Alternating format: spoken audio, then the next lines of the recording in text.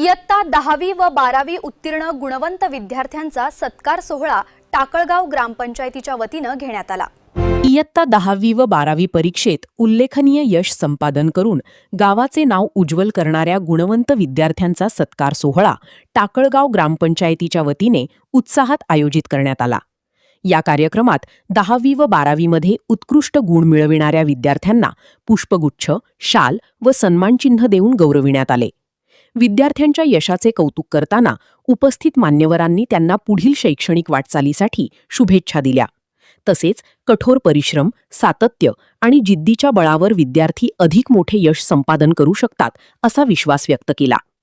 ग्रामपंचायतीच्या या उपक्रमामुळे विद्यार्थ्यांमध्ये शिक्षणाबाबत प्रेरणा निर्माण होत असून इतर विद्यार्थ्यांनाही उत्कृष्ट कामगिरी करण्यासाठी प्रोत्साहन मिळत असल्याचे मत उपस्थितांनी व्यक्त केले। खरंच हा उपक्रम सर्वच ग्रामपंचायतने आयोजित करायला पाहिजे। ह्या गावचे सरपंच, ग्रामसेवक आणि तंटामुक्तीचे अध्यक्ष यांनी मागील 8-10 वर्षापासून हा प्रोग्राम घेत आहेत। त्यामुळे विद्यार्थ्यांनाही इतर विद्यार्थ्यांना प्रेरणा मिळते आणि ज्यांचे सत्कार झाले त्यांनाही पुढील आयुष्यासाठी उर्मी मिळते।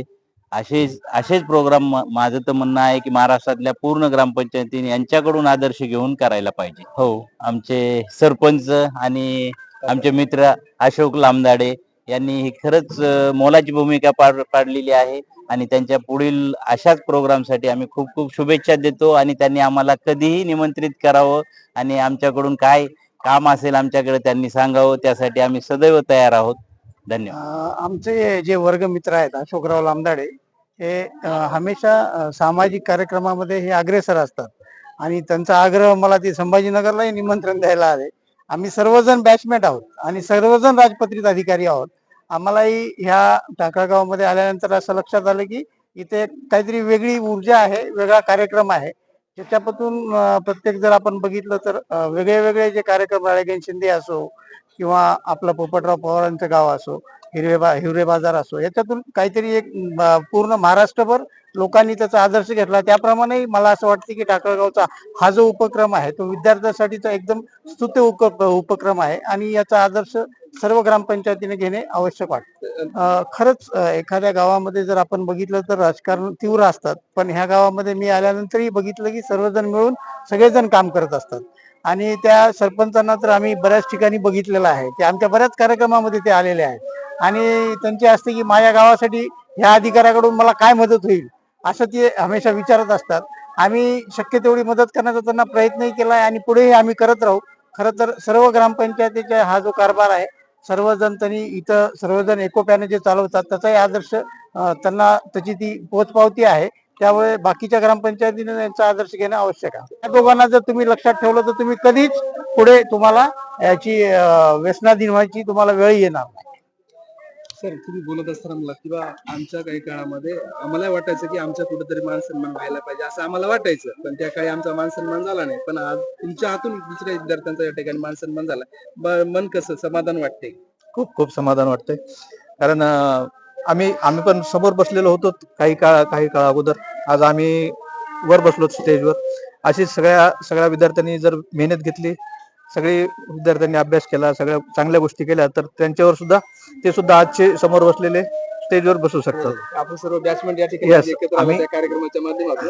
पण आता जरी पाहिलं तर कुठे बॅचमेंट काय वर्गमित्र पण वर्षी भेटत नाहीत, पण आपण योगायोगाने आज या ठिकाणी आलो। नाही, आम्ही आमच्या 89ची बॅच आहे विद्यापीठाची। आम्ही विद्यापीठामध्ये धनंजय देशमुख आहेत, त्यांच्या मार्गदर्शनाखाली वगैरे आम्ही प्रत्येक दिवाळीला गेट टुगेदर करतो। आम्ही जवळपास 200 लोक विद्यार्थी आम्ही क्लासमेट जमतो एका ठिकाणी आणि एकमेकाच्या दुःखामध्ये सुखामध्ये आम्ही सहभागी होत असतो आणि आम्ही जे काही उपक्रम घेतो किंवा एकमेकाला मदत करतो ह्या बाबीतून सगळ्यांनीच थोडंसं आमचं पण थोडंसं खारीचा वाटा आहे समजा की बाबा हे जसे क्लासमेट वर्षानुवर्ष एकत्र असतो आम्ही। आज जवळपास आम्हाला 89 ते आजपर्यंत म्हणजे आजपर्यंत आम्ही सोबत आहोत आणि आजही तुम्ही बघितलं की कार्यक्रमाला आज आम्ही वर्गमित्र आहोत पण आम्ही सोबत आहोत। सर, विद्यार्थ्यांना काय संदेश?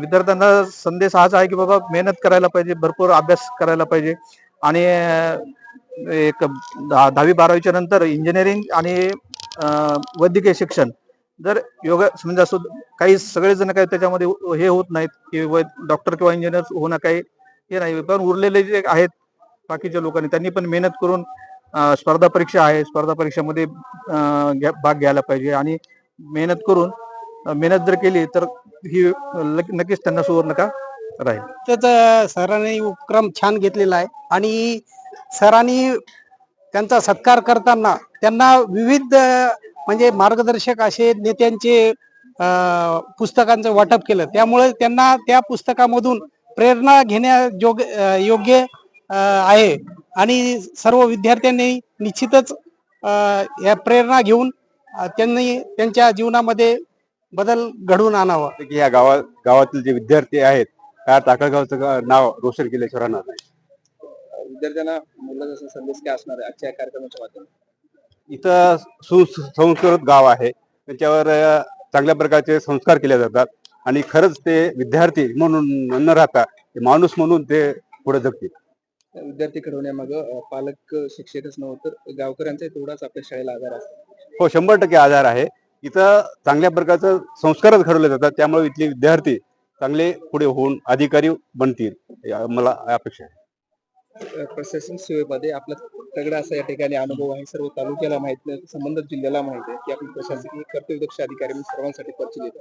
आपण ज्या गावामध्ये जाता ते समृद्ध असं गाव होत असतं आणि आपण या गावामध्ये पाऊल टाकलं, आपली ती जबाबदारी पार पडली, जबाबदारी घेतली आणि या गावचा 2 नंबर या ठिकाणी बक्षीस पारितोषिक या 2 क्रमांकावर तालुक्यामध्ये काय सण आहे? मुख्यमंत्री समृद्ध पंचायत राज अभियानामध्ये नव्यानेच आदरणीय आपल्या राज्याचे मुख्यमंत्री फडणवीस साहेबांनी इतर सर्व लाभाच्या योजना बंद करून हीच एक योजना चालू केली आणि ग्रामपंचायतीसाठी अत्यंत चांगली ही बक्षिसाची योजना आहे. त्या योजनेमध्ये आम्ही पहिला येण्याचं टार्गेट ठेवूनच काम केलं, परंतु काही अपरिहार्य कारणामुळे आमच्या गावाचा 2रा नंबर आला आणि 2रा नंबर येऊन 12 लक्ष रुपयाचं पारितोषिक आमच्या ह्या गावाला भेटणार आहे. आणि त्या पारितोषिकामधनं ज्या काही ड्रॉबॅक्स आहेत, जे काही आमच्या स्पर्धेमध्ये कमी उणीवा राहिलेल्या आहेत, त्या उणीवा भरून काढण्याचं आम्ही ठरवलेलं आहे. आणि मी जिल्हा अध्यक्ष ग्रामसेवक संघटनेचा असल्यामुळं माझ्याच गावासारख्या इतरही आमच्या ग्रामपंचायत अधिकारी बांधवांनी संबंध जिल्ह्यामध्ये हे अभियान राबवावं असं आवाहन करतो. यानंतर गावच्या विकासासाठी काय अशी आखणी वगैरे आपण तयार करून ठेवली काय? वेगळी काय संकल्पना आहे आपल्याकडे? ग्रामपंचायततर्फे आदरणीय सरपंच प्रतिनिधी भीमराव पाटील लामदाडे, ग्रामपंचायत सदस्य, गावातील प्रतिष्ठित नागरिक यांनी पुढच्या काळामध्ये मुख्यमंत्री समृद्ध अभियानमध्ये जिल्ह्यामध्ये आपलं गाव यावं याच्यासाठी मायक्रो प्लॅनिंग केलेली आहे. आज या कार्यक्रमाला आपली उपस्थिती तर होतीच, हा कार्यक्रमच ग्रामपंचायततर्फे होता. सर्वांनी आले त्याच्याबद्दल सर्वांचा आभार व्यक्त करतो. आणि पारितोषिक या ठिकाणी बक्षीस या ठिकाणी आपल्या ग्रामपंचायतीला भेटला. या पंचायत राज विभागाच्या याच्यामध्ये स्पर्धेमध्ये गावकऱ्यांचा सहभाग आपल्याला कसा लागला? अत्यंत चांगला सहभाग लाभलेला आहे. सुरुवातीला हे गुणवंताचं सत्र घेताना पहिल्या वर्षी मला अडचण वाटली, पण याच्यातला हेतू लक्षात आला मला. माझे काका श्री ग्रामपंचायत अधिकारी श्री अशोक श्यामजी लामदाडे यांनी पहिल्याच वर्षी आपल्या मराठवाडा विद्यापीठाचे कुलगुरू श्री उदयराव भोसले साहेब यांना आणलं आणि त्यांच्यातून आम्हाला असं लक्षात आलं की मागल्या 4 वर्षात आम्ही जसे कार्यक्रम घेतो तसे मुलं काही ना काही प्रगती करतात. मागल्या 4 वर्षात प्रत्येक क्षेत्रामध्ये आमचे मुलं चांगले, गावातले मुलं चांगलं काम करतात. पोलीस भरतीमध्ये लागलेत, कोणी रेल्वेमध्ये लागले, कुठं लागत आहेत. त्यांची मेहनत फक्त आम्ही काय करतो, त्यांना पोटॅशियम पुरवायचा प्रयत्न करतो. पोटॅशियम म्हणजे कसं, त्याचे मनोधैर्य वाढवायचं काम करतो. कुठं कमी पडलं तर बाकी फायनान्शियली जास्त कोणी येत नाही, पण आलं तर एखाद दिवस गरज मदत करण्याचा आमचा प्रयत्न असतो. आणि अभियानामध्ये देखील याच गोष्टीचा जोर देण्याचा प्रयत्न केला. जे मूलभूत गरजा आता स्मशानभूमी, अंगणवाडी, शाळा आणि नाली स्वच्छता, नाली आणि पाणी पुरवठा या विषयावर काम केल्यामुळं त्याचं फळ भेटलं आम्हाला. पण आमच्या अपेक्षेप्रमाणे आम्ही तालुक्यात नंबर 1ला यायला पाहिजे होतं, पण 2ला आलो. पण इथून पुढे आता याचं जे काय आहे पुढचं नियोजन आहे आमचं, जर स्मशानभूमीच्या मूलभूत सुविधा आहेत, गावातल्या काही सुविधा आहेत, ते आमच्या डोक्यात आहे. प्लॅन आहे त्याचा मायक्रो प्लॅन, त्यानुसार चालू आहे. गावात अनेक शासनाच्या योजना आपण या ठिकाणी राबवल्या, जसं मनरेगा असेल की इतर कुठल्याही सिंचनाच्या योजना असतील आपण या ठिकाणी राबवल्या. आणि गावच्या एकंदरीत विकासासाठी आपण पुढाकाराला तुमच्या ग्रामीण विकास अधिकारी असतील, त्याबरोबरच गावकरी मंडळी असतील, सर्वांच्या सहभागातून या ठिकाणी गाव हे आपल्या विकासाकडे वाटचाल करतात. वेगळी अजून संकल्पना विकासासाठी की आता भास्कर तरे पाटलाचा जसा आदर्श घेत काय वेगळं काय करण्याचं प्लॅनिंग वगैरे काय आहे का? साहेब, मुळातच गावाने एवढं सहकार्य केलं की सुरुवातीलाच मला पूर्ण पॅनलला मला बिनविरोध दिलेलं होतं. एवढा विश्वास टाकलेला होता. आणि 5 वर्षात माझे 5 वर्ष संपलेत. प्रत्येक कामामध्ये मला गावकऱ्यांनी सहकार्य दिले आणि प्रत्येक कामामध्ये मला मनोधैर्य वाढवण्याचं काम केलं गावकऱ्यांनी. बुवा हे करतोच ना, कर.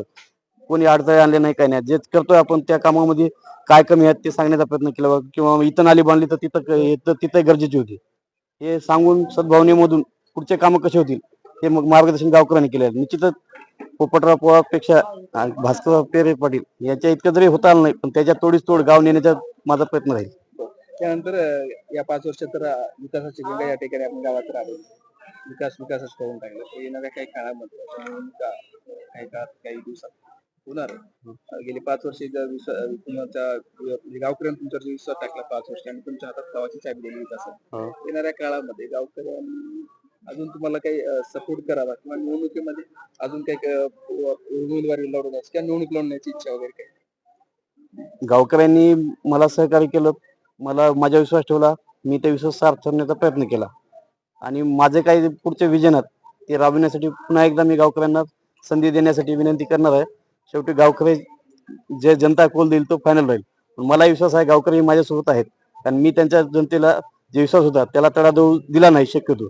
आणि इथून पुढे त्यांच्या विश्वासाला सार्थ होऊन जे काही कामं राहिलेली आहेत माझे ते देखील पूर्ण करण्याचा प्रयत्न करेल. कारण मला सुरुवातीला काळ माझं सरपंच झालतो तेव्हा करोनाचा काळ होता. त्याच्यात 2 वर्ष गेले, मला निधी भेटला नाही किंवा कोणताही उपक्रम राबविता आला नाही. नंतरच्या काळात राज्य सरकारची अदलाबदल झाली, त्याच्यामध्ये आमच्या गावाला थोडा परिणाम झाला. समजा निधी आणण्यात किंवा विकास कामं करण्यात, दुसऱ्या काही योजना राबविण्यामध्ये. हे भविष्यात ऍक्च्युली भेटले मला 2.5 ते 3 वर्ष भेटले ग्रामपंचायतचे खरे बघायला भेटले. तरी आपले जे राहिलेले काम आहेत ते करण्याचा माझा मानस आहे. तालुक्यामध्ये अनेक ग्रामपंचायतच्या विरोधामध्ये अनेक तक्रारी वगैरे जात असतात, पण आपल्या ग्रामपंचायत कुठे आजपर्यंत तक्रार मुळातच याचं कारण म्हणजे आम्ही करण्याच्या आधी काम किंवा हे गावातल्या लोकांना विश्वास धरूनच काम करतो. समजा आमच्या गावातले ज्येष्ठ मंडळी आहेत, प्रत्येक कार्यक्रमात त्यांना घेऊन बुवा हे असं करायचंय, करावं की नको हे सल्ला मसलत करूनच काम करतो आणि त्यांच्या निश्चयानं त्यांच्या सल्ल्यानं काम करतो. त्याच्यामुळे त्रास होत नाही. आपण एकाधिकारशाहीपणा जर करायला गेलो तर कुठे त्रास होणारच आहे. मला 5 वर्ष सरपंच दिलं म्हणून मी कधी एकाधिकारपणा केला नाही. गावातल्या मान्यवराचा आणि माझ्या सावलीला प्रत्येक डिसिजनला साथ देणारे मला अहमद शिंदे साहेब भेटले, जे की माझं डिसिजन एक वेळेस चुकलं जरी तर त्याच्यातल्या चुका समजून सांगून त्याच्या दुरुस्ती कशी करता येईल हे वेळोवेळ सांगता येईल. त्याच्यामुळं या गोष्टी घडल्या नाहीत.